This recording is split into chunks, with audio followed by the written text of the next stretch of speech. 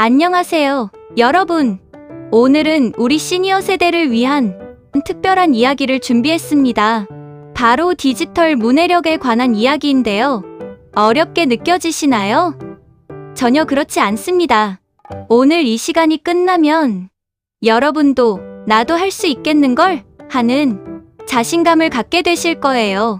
스마트폰, 인터넷 앱, 요즘 세상은 정말 빠르게 변하고 있죠?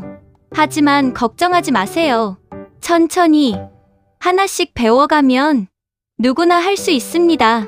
자, 그럼 함께 시작해 볼까요? 먼저 디지털 문해력이 무엇인지 쉽게 풀어볼게요. 여러분, 문해력이라는 말 들어보셨죠? 글을 읽고 쓰는 능력을 말합니다. 그렇다면 디지털 문해력은 무엇일까요? 바로 스마트폰, 컴퓨터, 인터넷 같은 디지털 도구를 이해하고 활용하는 능력입니다. 단순히 스마트폰을 가지고 있다고 또는 전화를 걸 줄 안다고 해서 디지털 문해력이 높은 건 아니에요. 예를 들어볼까요? 문자 메시지를 보내고 사진을 찍는 것. 이건 기본이죠. 인터넷에서 믿을 만한 정보를 찾아내는 것. 가짜 뉴스와 진짜 뉴스를 구분하는 판단력. 공공기관 홈페이지에서 서류를 신청하는 방법. 온라인 뱅킹이나 전자결제를 안전하게 사용하는 능력. 이 모든 것이 디지털 문해력에 포함됩니다. 쉽게 말하면 디지털 문해력은 우리가 일상생활에서 마주치는 디지털 문제를 스스로 해결할 수 있는 힘입니다. 이제 왜 이게 중요한지 함께 알아보시죠. 여러분, 솔직히 요즘 세상 살기 좀 불편하지 않으세요? 은행 가면 창구 직원은 줄었고, 식당 가면 무인 주문기만 있고, 병원 예약도 앱으로 하라고 하고, 이게 바로 디지털 문해력이 왜 중요한지를 보여주는 현실입니다. 첫 번째 이유, 생활이 훨씬 편해집니다. 병원도 자주 가야 하고, 각종 서류도 떼야 하고, 은행 업무도 봐야 하죠. 그런데 이런 서비스들이 점점 온라인으로만 가능해지고 있어요. 만약 디지털 문해력이 부족하면 어떻게 될까요? 혼자서는 아무것도 못하고 자녀나 다른 사람에게 계속 도움을 청해야 합니다. 특히 혼자 사시는 분들은 정말 힘들 수밖에 없어요. 두 번째 이유, 여러분의 건강과 안전이 달려 있습니다. 디지털 문해력이 낮으면 약 먹는 시간 알림도 못 받고 건강 정보도 제대로 확인하기 어렵습니다. 더 심각한 건 전화 사기, 보이스피싱 같은 디지털 범죄에 쉽게 당할 수 있다는 거예요. 세 번째 이유, 외로움을 극복할 수 있습니다.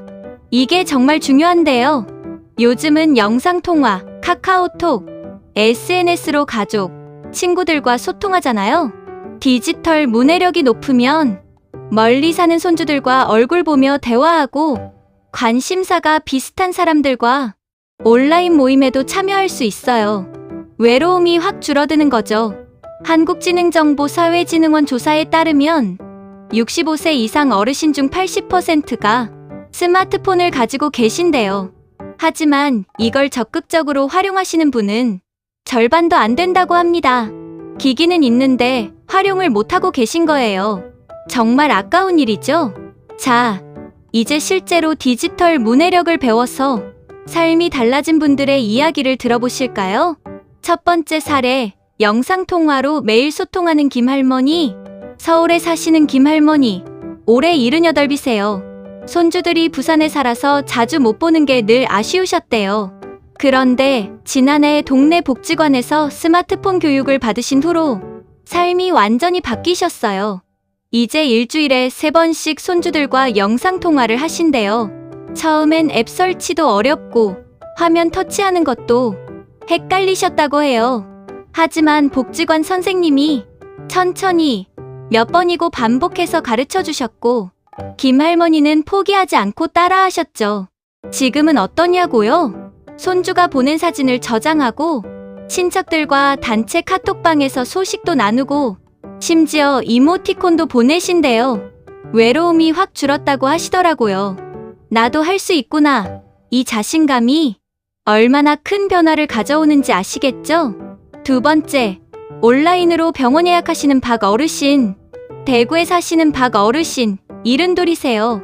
당뇨와 고혈압이 있으셔서 병원을 자주 가셔야 하는데 예전엔 병원 가는 게 정말 큰일이셨대요.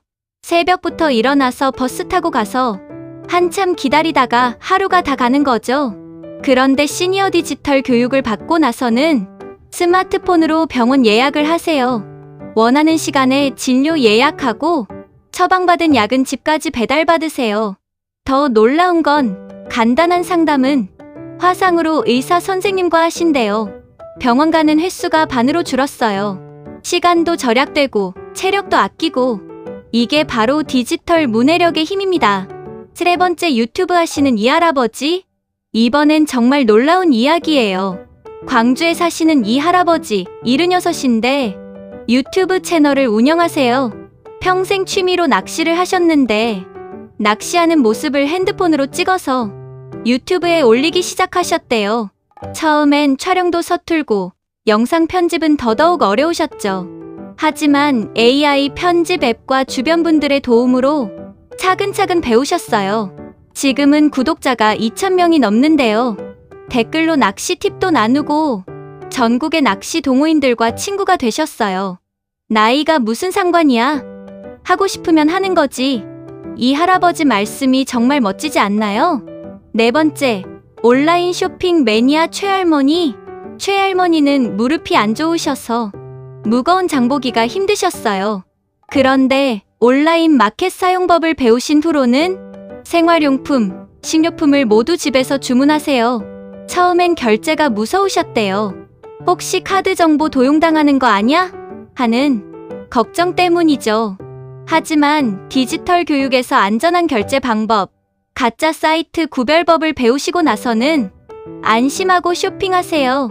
가격 비교도 하고 후기도 보고 정말 똑똑하게 쇼핑하신대요. 다섯 번째, 앱으로 건강 관리하는 정어르신. 마지막으로 정어르신 이야기예요.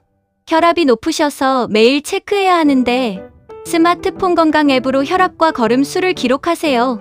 의사 선생님이 이 데이터를 보고 상태를 체크해 주시니까 병원 방문도 줄었고 매일 운동 목표를 세워서 꾸준히 실천하는 동기부여가 되신대요. 보세요. 이분들 모두 처음엔 나는 못해 하셨어요. 그런데 지금은 어떠세요?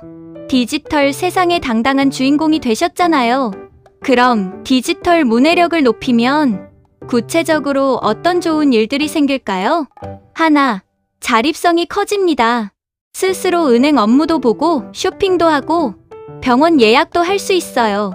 누구 눈치 안 보고 내가 원하는 시간에 내가 하고 싶은 일을 할 수 있죠.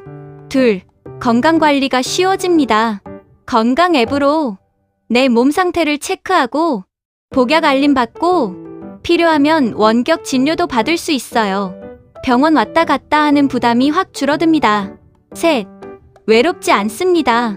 가족, 친구들과 쉽게 연락하고 새로운 취미 모임도 참여하고 온라인 동호회에서 친구도 사귈 수 있어요. 세상이 넓어지는 기분이에요. 넷, 경제적 손실을 막을 수 있습니다. 보이스피싱이나 가짜 정보에 속지 않고 합리적으로 쇼핑할 수 있어요. 똑똑한 소비자가 되는 거죠. 다섯, 자신감이 생깁니다. 새로운 기술을 배우고 활용하면서 나도 할 수 있구나 하는 뿌듯함을 느끼게 돼요. 이게 삶의 만족도를 높이는 가장 큰 힘입니다. 자, 그럼 이제 가장 중요한 부분입니다. 그래서 나는 어떻게 시작하면 되는데 궁금하시죠? 걱정 마세요. 전국 곳곳에서 시니어 여러분을 위한 디지털 교육이 진행되고 있어요. 어디서 배울 수 있는지 알려드릴게요. 첫째, 복지관과 주민센터. 여러분 동네 복지관이나 주민센터에 가보세요. 대부분 무료로 스마트폰 기본 조작법부터 인터넷 활용법까지 가르쳐줍니다. 키오스크 사용법, 온라인 쇼핑, 카카오톡 사용법, 실생활에 꼭 필요한 것들을 배울 수 있어요. 둘째, 찾아가는 디지털 배움터. 서울시 행정안전부 같은 곳에서 찾아가는 디지털 배움터를 운영합니다. 선생님이 직접 여러분이 계신 곳으로 와서 가르쳐주세요.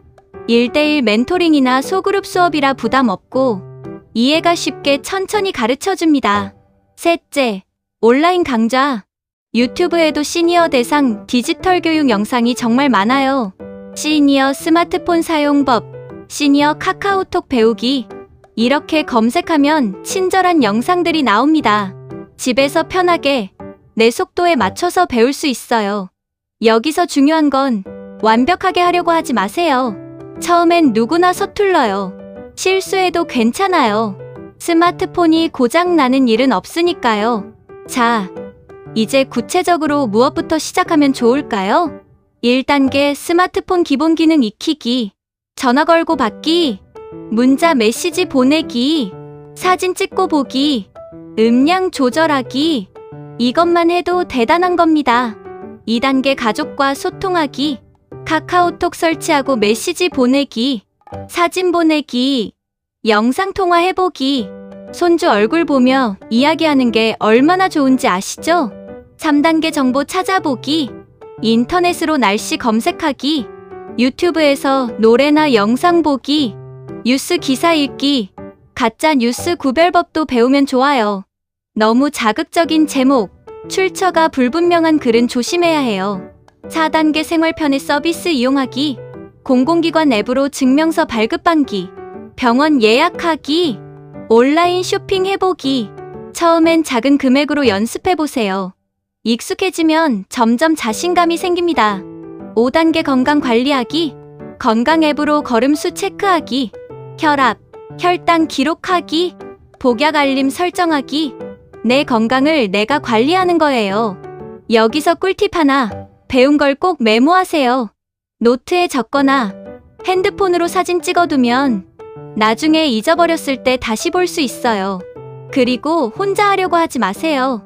가족이나 친구들에게 물어보고 함께 배우면 훨씬 재미있고 쉬워요.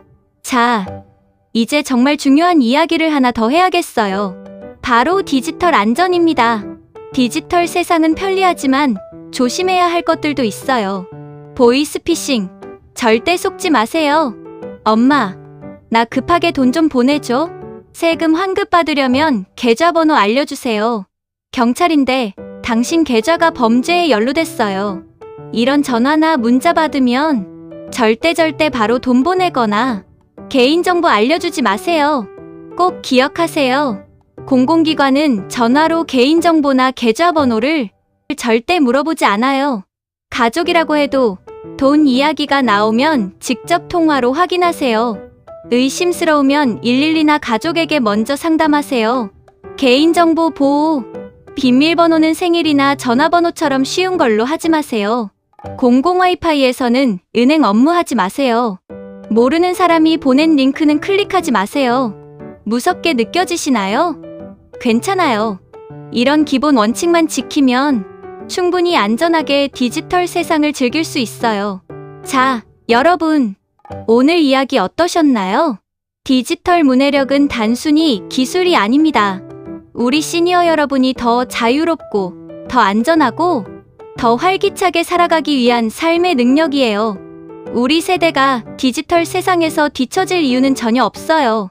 조금씩, 천천히, 내 속도에 맞춰서 배워가면 됩니다.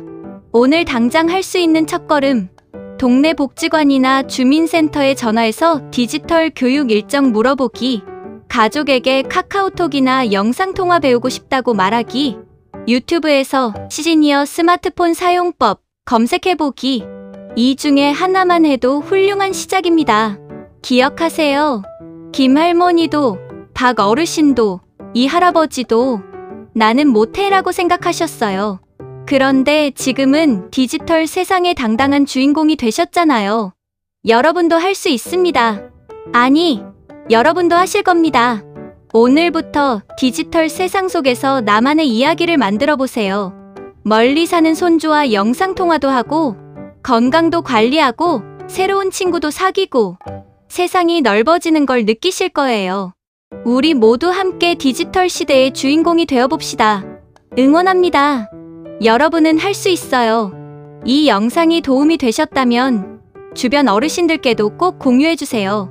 함께 배우면 더 재미있고 더 쉬워요. 오늘 배운 것 하나라도 꼭 실천해보세요. 감사합니다.